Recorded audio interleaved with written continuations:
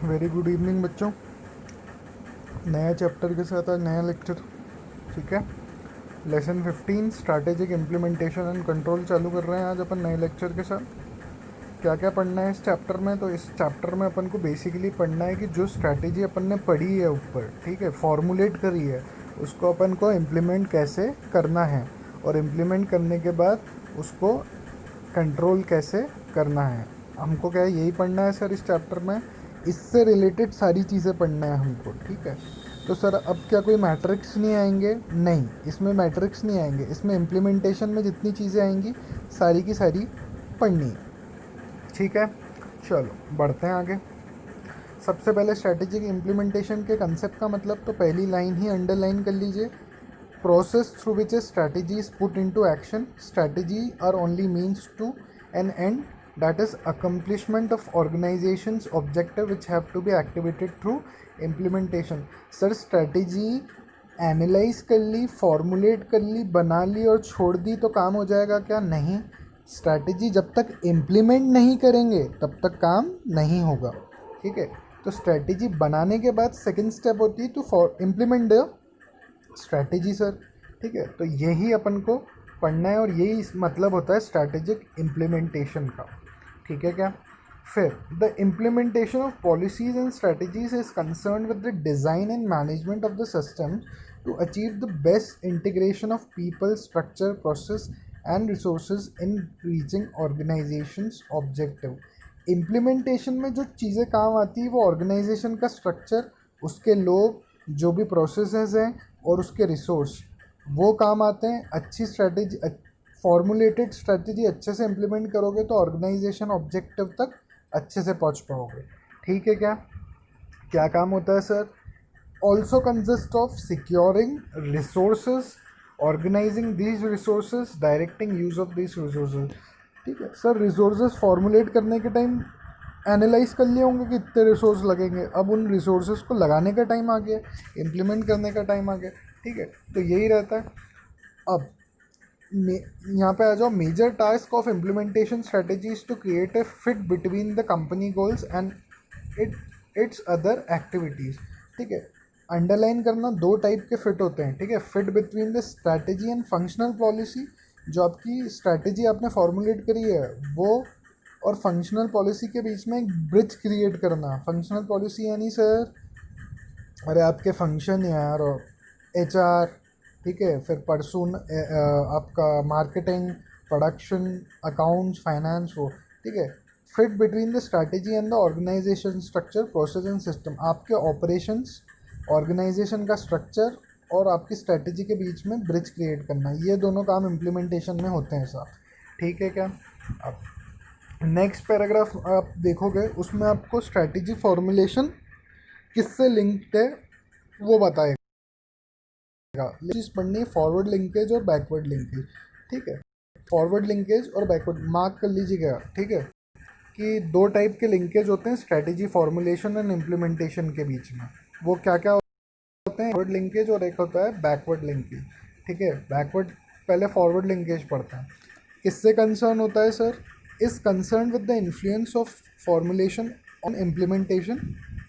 ठीक है, strategy formulation has a forward linkage with implementation, in sense that total implementation activities are geared according to the strategy chosen for implementation. Sir forward linkage का मतलब है कि पहले से ही हम फॉरवर्ड डिसीजन ले लेते हैं कि हमको कौन कौन से रिसोर्सेज लगेंगे फॉर्मुलेशन के टाइम स्ट्रैटेजी को इम्प्लीमेंट करने के लिए। ठीक है, the nature and type of organisation, कौन सा प्रोसेस लगे, and systems are condition by the strategy for its successful implementation. This implementation is dependent upon formulation. Formulation के ऊपर ही इम्प्लीमेंटेशन डिपेंडेंट है। देखो सीधी सी बात है, फॉरवर्ड लिंकेज का मतलब ये है कि फॉर्मुलेशन के टाइम में आप फॉरवर्ड सोच रहे हो कि इम्प्लीमेंटेशन में क्या क्या चीज़ें लगेंगी। ठीक है क्या? फिर backward linkage on the other hand deals with the influence in the, अब ये उल्टा है, इसका opposite direction. Strategic formulation has backward linkage with implementation, as organisation tends to adopt those strategies which can be implemented with the help of existing structure of resources joined with some additional effort.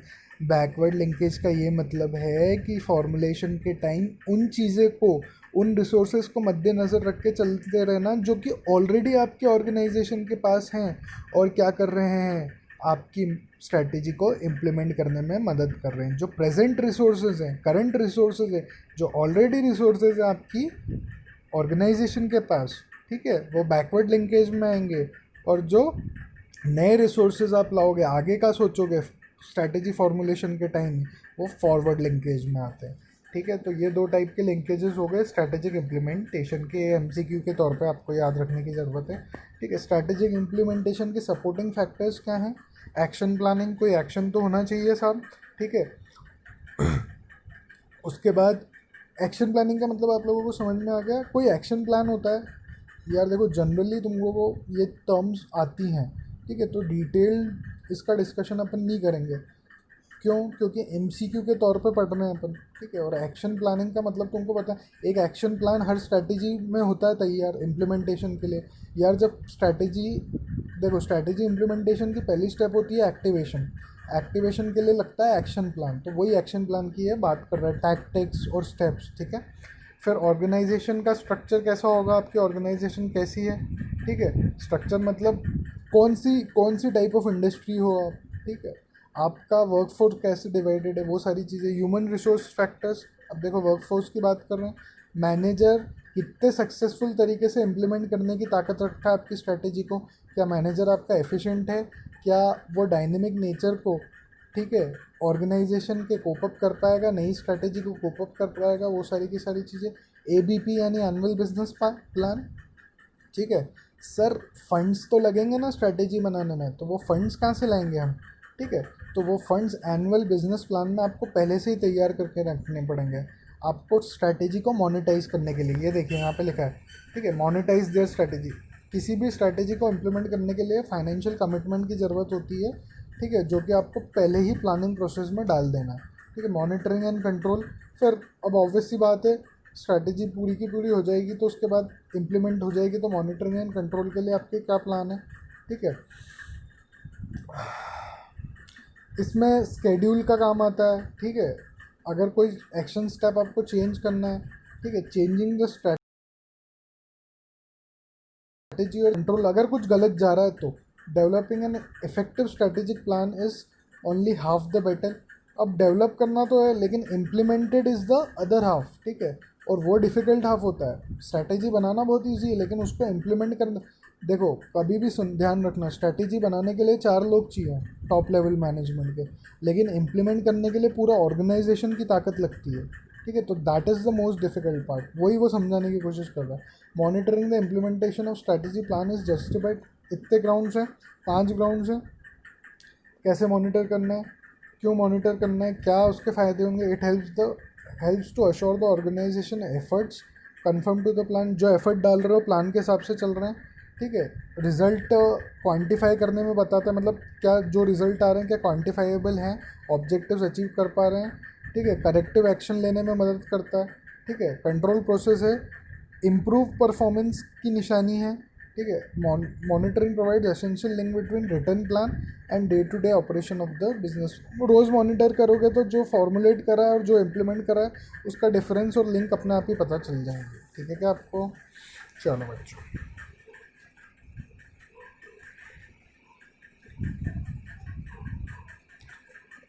चलो, to set functional area goals following steps should be taken.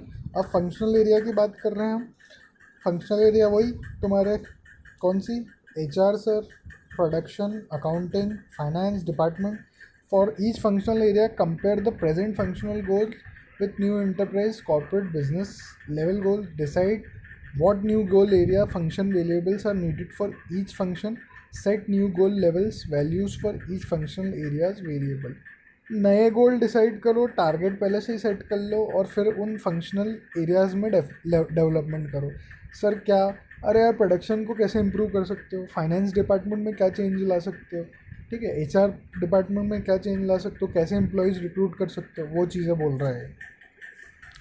Sir issue होते हैं क्या strategic implementation में? बहुत सारे issues होते हैं। सम ये इश्यूज़ यहाँ पे हैं। अब आपको एमसीक्यू के तौर पे याद रखना है कि अगर इशू की बात कर रहे हैं तो प्रोजेक्ट इम्प्लीमेंटेशन वाला इशू पहले, फिर प्रोसीजरल इम्प्लीमेंटेशन होगा। हाँ, प्रोसीजरल इम्प्लीमेंटेशन वाला issue, organisational structure and strategy, resource allocation, functional policies, communication strategy, leadership, challenges to change, pre implementation of evaluation strategy. कितने हो गए सर? 9। आपको ये इश्यूज़ की बात है एमसीक्यू में तो आपको ध्यान रखना है भैया, स्ट्रैटेजिक इम्प्लीमेंटेशन के ये 9 इश्यूज़ होते हैं। एक एक करके डिस्कस कर लेते हैं फास्ट फास्ट, ठीक है। सबसे पहला है तो सर प्रोजेक्ट इम्प्लीमेंटेशन। अब sir high specific programme for which project is high specific programme for which time schedule and specific cause are determined in advance. सब एडवांस में हो जाता है प्रोजेक्ट के इम्प्लीमेंटेशन के लिए, ठीक है। Project create all necessary conditions and facilities required for strategic implementation. The discipline of project management. A project basically passes through various phases which are given below before a set of tasks can be accomplished. ठीक है, बहुत सारे processes से वो आगे बढ़ता है, ठीक है। डिटेल प्लानिंग लगती है, आइडिया जनरेट होते हैं प्रोसेस में, ठीक है, बीच बीच में, और फिर आपको चॉइस मेक करनी पड़ती है ना, और चॉइसेस लेनी पड़ती है, ठीक है, ऑर्गेनाइजेशन को उसके फ्यूचर प्रोजेक्ट के लिए, ठीक है। फिर प्रोजेक्ट आइडेंटिफाई करने के बाद अरेंज करना पड़ता है आपकी प्रायोरिटी के बेसिस पे अकॉर्डिंगली, ठीक है। उसके बाद कौन सी चीज़ें देखनी पड़ती है सर? टेक्निकल, फाइनेंशियल, मार्केटिंग और इकोनॉमिक एस्पेक्ट सारे के सारे एनालाइज करने पड़ते हैं, ठीक है। और फिजिबिलिटी स्टडीज़ होती है वायबल प्रोजेक्ट्स की स्क्रीनिंग के बाद, ठीक है। Detail awarding contracts, civil and other types of construction are to be undertaken during the implementation phase leading to testing, trial and करने के लिए कंस्ट्रक्शन का काम देना पड़ेगा ये प्रोजेक्ट बनाने के लिए। Final phase deals with the disbanding the project. Disbanding का मतलब होता है कि अब सब फाइनली हो गया और सबको अब एक्टिवेट करने का टाइम आ गया, ठीक है। तो ये सारे के सारे चैलेंजेस होते हैं स्ट्रैटेजिक इम्प्लीमेंटेशन में। तो सबसे पहला उसका प्रोजेक्ट इम्प्लीमेंटेशन है, ठीक है। सर ये चैलेंज कैसे हुआ, ये इशू कैसे हुआ? अरे ये समझो इस चीज़ को कि ये बहुत बड़ा स्टेप है प्रोजेक्ट इम्प्लीमेंटेशन। अगर आपकी स्ट्रैटेजी का पार्ट है प्रोजेक्ट इम्प्लीमेंटेशन तो ये बहुत माइन्यूट काम है, एक काम भी बिगड़ा तो सारे काम बिगड़ जाते हैं, ठीक है, आपकी स्ट्रैटेजी अफेक्ट हो। Procedural implementation, sir rule regulation का भी तो ध्यान रखना पड़ेगा सरकारी की स्ट्रैटेजी को आपको जब एग्जीक्यूट करना है। पहली लाइन पढ़ लो, समझ में आ जाएगा। फिर ऑर्गेनाइजेशन स्ट्रक्चर को भी तो स्टडी करोगे, अपनी ऑर्गेनाइजेशन के मिशन और ऑब्जेक्टिव के खिलाफ। अरे मेमोरेंडम से अल्ट्रा वायरस कोई काम करोगे या आर्टिकल से अल्ट्रा वायरस कोई काम करोगे तो क्या अलाउेबल है? क्या वो नहीं है, ठीक है। तो ऑर्गेनाइजेशन स्ट्रक्चर और स्ट्रैटेजी करना पड़ेगा, देखनी पड़ेगी। रिसोर्स एलोकेशन, बिना रिसोर्स एलोकेशन के तो मेरे हिसाब से कोई स्ट्रेटेजी इंप्लीमेंट हो ही नहीं सकती। रिसोर्सेज भले ही जो करेंटली अवेलेबल है या आपको ख़रीदने पड़े बाज़ार से या मार्केट से उठाने पड़े, लेकिन अलोकेट तो करने ही पड़ेंगे। फाइनेंशियल कमिटमेंट्स तो करना ही पड़ेगा आपको, ठीक है। फंक्शनल पॉलिसीज़, ठीक है। ऑपरेशंस में जो गाइडलाइंस होती है, ठीक है, वो सारी की सारी चीज़ें हर फंक्शन में, हर फंक्शनल डिपार्टमेंट में वो सारी की सारी पॉलिसीज़ आपको स्टडी करनी पड़ती है और आपको देखना पड़ेगा कि हर स्ट्रैटेजी फिट बैठ रही कि नहीं फंक्शन पर। Communication strategy mission, objectives, market scope, technology और सारे and all issue related to implementation to different levels in the organisation is very important for the success, ठीक है। This is because strategy is implemented through people. Sir communication barrier ही होगा तो फिर कहाँ से पॉलिसी, टॉप लेवल मैनेजमेंट से नीचे बात ही नहीं पहुँच रही है तो कौन सी स्ट्रैटेजी इंप्लीमेंट कर पाओगे? लीडरशिप होना बहुत ज़रूरी है। अब ये सब मतलब पता है आपको। चैलेंजेस टू चेंज के लिए हमेशा तैयार होना चाहिए। डायनेमिक बिजनेस एनवायरनमेंट है भैया आज की तारीख में तो, ठीक है। Pre implementation evaluation strategy, before the implementation of strategy it is advisable to go for the final scrutiny. Sure होना बहुत ज़रूरी है हर चीज़ में। वो वही बोल रहा है कि प्री इम्प्लीमेंटेशन इवैल्यूएशन स्ट्रैटेजी का मतलब फेलियर को अवॉइड करने के लिए पहले श्योर हो जाओ कि हाँ ये जो स्ट्रैटेजी इम्प्लीमेंट कर रहे हैं ये सही है या नहीं, ठीक है क्या। अब मैकेंस्की के 7S फ्रेमवर्क, ठीक है। सर आपने तो बोला था मैट्रिक्स नहीं आएंगे, मैट्रिक्स नहीं है, ये फ्रेमवर्क है, 7S है, ये आपको पढ़ने हैं, बहुत ही ईजी से हैं, जल्दी हो जाएंगे। देखो सबसे पहले 7S फ्रेमवर्क में उसने क्या बोला है, ठीक है। 7S फ्रेमवर्क में बोल रहा है strategy, structure, system, style, skills, staff and shared value. अब सर इसमें पहले जो 3 हैं वो तो हार्ड हो गए आपके, ये देखो यहाँ पर पहले जो 3S है, ये देखिए the 3S across the top of the model are described as hard S, ठीक है। और जो 4S across the bottom of the model are less tangible, ठीक है, ये लेस टेंजिबल है और ये इसको सॉफ्ट एस बोलते हैं। तो मतलब पहले 3S उनको क्या बोलेंगे, स्ट्रैटेजी, स्ट्रक्चर और सिस्टम को क्या बोलेंगे हम, हार्ड एस। मार्क कर लीजिएगा MCQ के हिसाब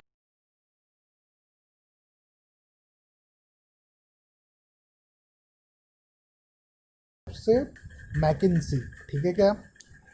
चलो क्या है sir, strategy, structure, system, style, staff, skills, shared value. अच्छा, शेयर्ड वैल्यूज़ का मतलब मैं बता देता हूँ। शेयर्ड वैल्यू का मतलब होता है कि आपकी एथिकल वैल्यू, मिशन और विजन आपकी कंपनी के और आपकी ऑर्गेनाइजेशन की फ़िलॉसफी क्या है, वो बेसिकली होती है। बाकी सबके मतलब आप लोगों को पता है, ठीक है। अब सीधे हम आ जाते हैं एक्टिवेटिंग स्टेप। अच्छा, 7S मैकिन्सी के मार्क करके रखना है ना, MCQ में आ सकता है। अब सीधे मैं आ रहा हूँ एक्टिवेटिंग स्ट्रैटेजी पे। सर एक्टिवेटिंग स्ट्रैटेजी का मतलब क्या, एक्टिवेशन का मतलब स्टार्ट करना गाड़ी को, ठीक है। जब तक आप स्ट्रैटेजी को स्टार्ट नहीं करोगे, जब तक आप गाड़ी को स्टार्ट नहीं करोगे तो चलाओगे कैसे। ऐसी स्ट्रैटेजी को जब तक एक्टिवेट नहीं करोगे तो इम्प्लीमेंटेशन कैसे होगा। सर इम्प्लीमेंटेशन कैसे होता है, परफॉर्मेंस से होएगा। परफॉर्मेंस कैसे होता है, जब लोग इन्वॉल्व होंगे। Activation is the process of stimulating an activity so that it can be perform successfully. Activation of strategy is required because only A small number of people, अब मैंने जो लाइन बोली थी आपको, small number of people are involved in strategy formulation while its implementation involves a good number of people within the organization. Activation of strategies requires the performance of the following activity, ये activity लगती है। समझ में आ गया।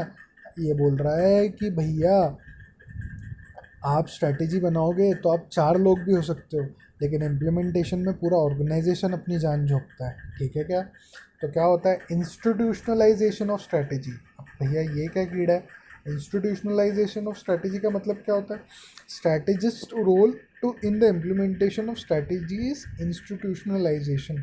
Sir जो strategy जिसने बनाई है उसका रोल, ठीक है, इम्प्लीमेंटेशन में, उसको इंस्टीट्यूशनलाइजेशन बोला गया है।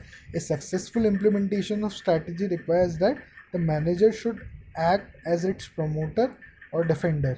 Institutionalisation of strategy involves the following 2 elements, ठीक है। एक तो स्ट्रैटेजी का कम्युनिकेशन और एक स्ट्रैटेजी का एक्सेप्टेंस।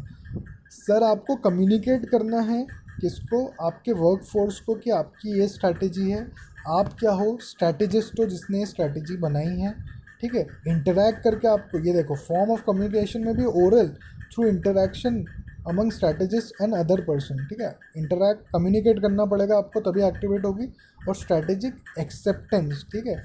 ऑर्गेनाइजेशनल जो मेंबर हैं उनका एटीट्यूड पॉजिटिव रहना चाहिए उस स्ट्रैटेजी। भैया हमको स्ट्रैटेजी समझ में नहीं आई तो काम करने की क्यों इच्छा होगी हमारी, वो तो व्यर्थ है फिर, ठीक है। तो ये 2 चीज़। फिर formulation of action plan and programmes, ये आपको पता ही है। सर ये हम किस में पढ़ रहे हैं, ये एक्टिवेशन में पढ़ रहे हैं सर हम, ठीक है, एक्टिवेटिंग स्ट्रैटेजी में पढ़ रहे हैं, ठीक है। फिर ट्रांसलेटिंग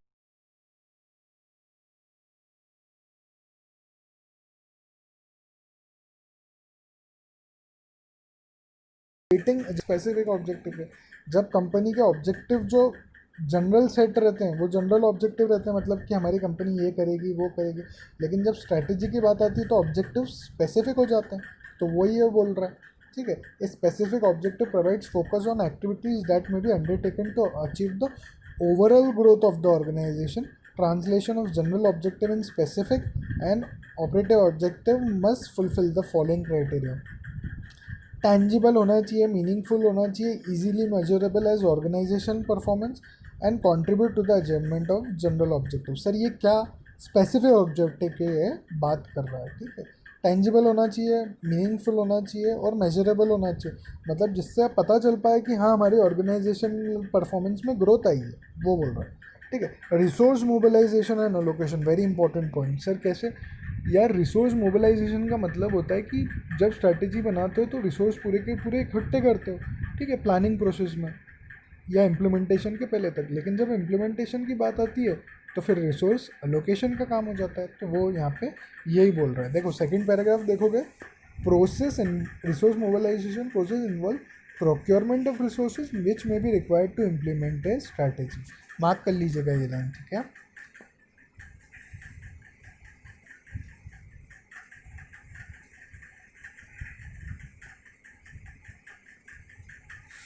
चलो उसके बाद क्या है, हाँ further some of the problem which are encountered in the अब रिसोर्स एलोकेशन में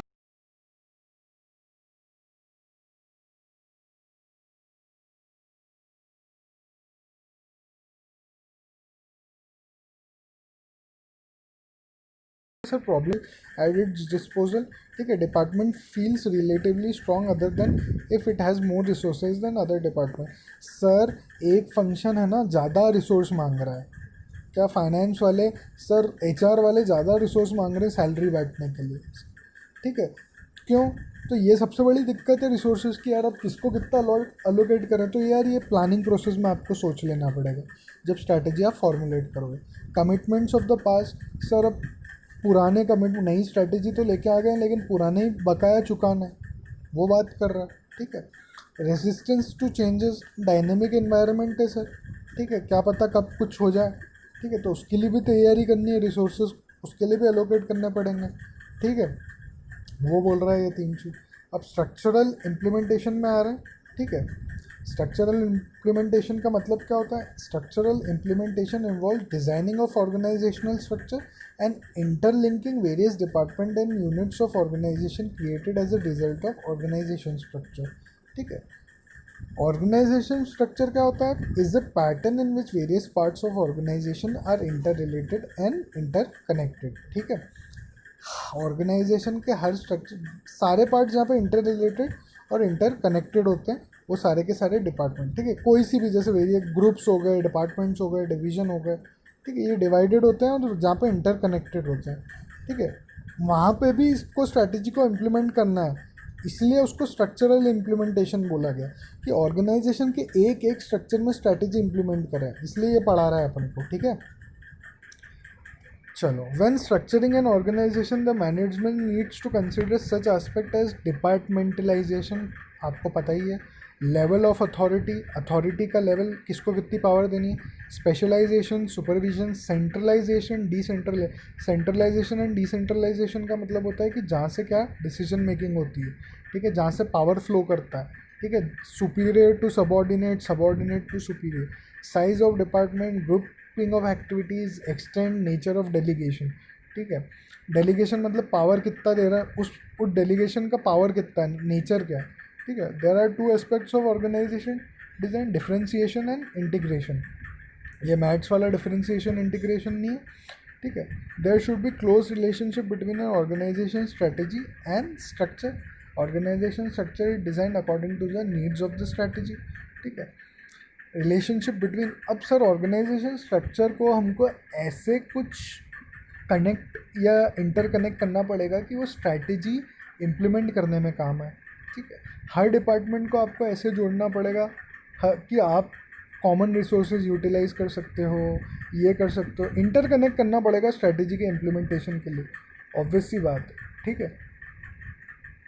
चलिए, relationship between strategy and structure can be related in terms of utilizing structure for strategy implementation, as structure is a means to an end and not to end in itself, ठीक है। recognition of interaction between strategy and structure is crucial for a complete understanding of a criteria which underline the structural design. It becomes clear that top management's perspective in structural design is necessary when one understands that such a design is a result of overall strategy and the success of strategy is also dependent on that desire. देखो मतलब इसलिए इतना important होता है organisational structure must be flexible, है ना, and capable of quick adjustment in case of environmental changes, ठीक है क्या। Structure of an organisation can influence strategy formulation process, अपन को पता ही है। It is because organisation structure form line and staff matrix market and project differentiation etcetera can affect internal communication, interpersonal relation and other strategic perspective. ठीक है. Companies with organization system based on advanced information technology can use the latest IT trends to support and hence influence the strategy formulation.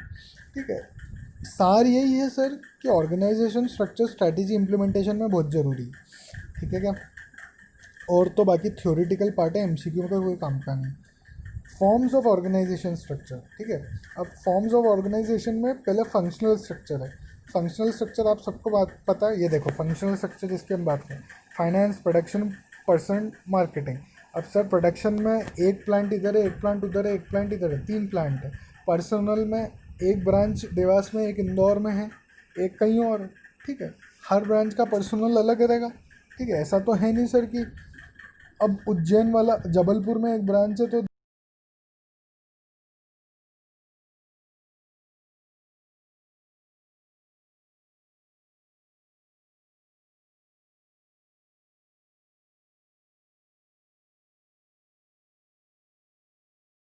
Dewas आगे responsibility, lack of responsibility रहती है. ठीक है.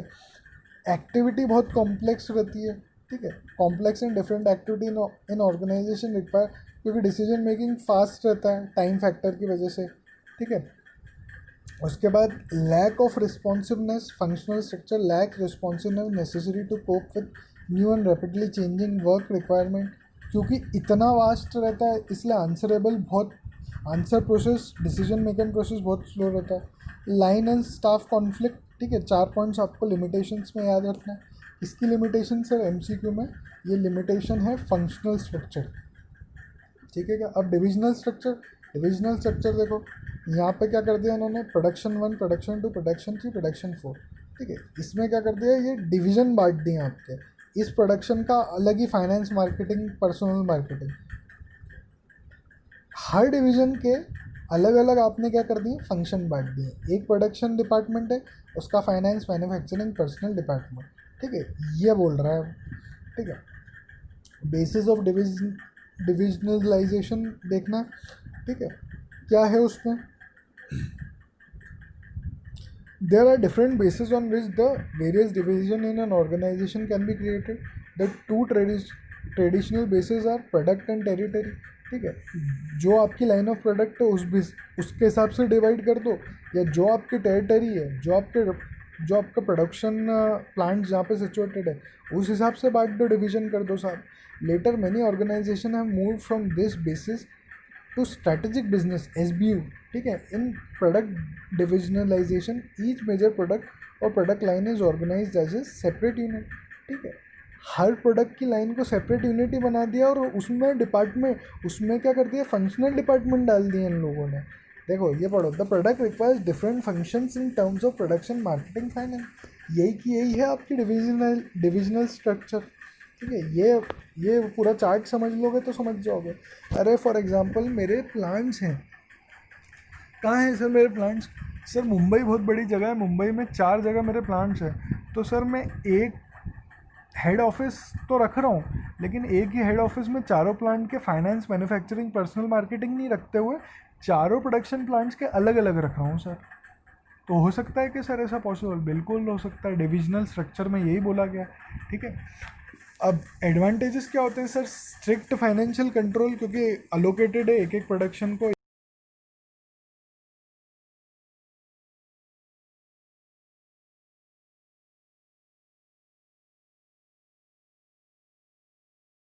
एक एक function.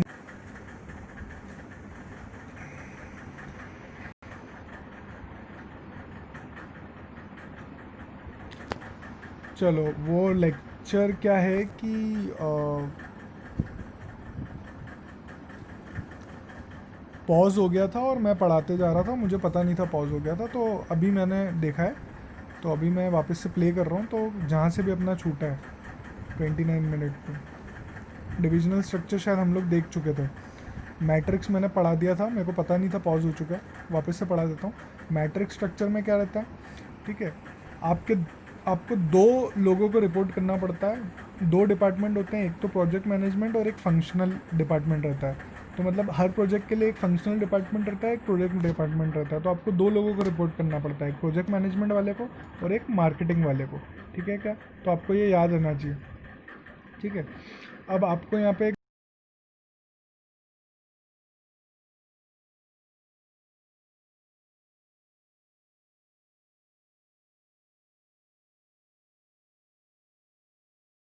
बात बता, and other being the leader और द कोऑर्डिनेटर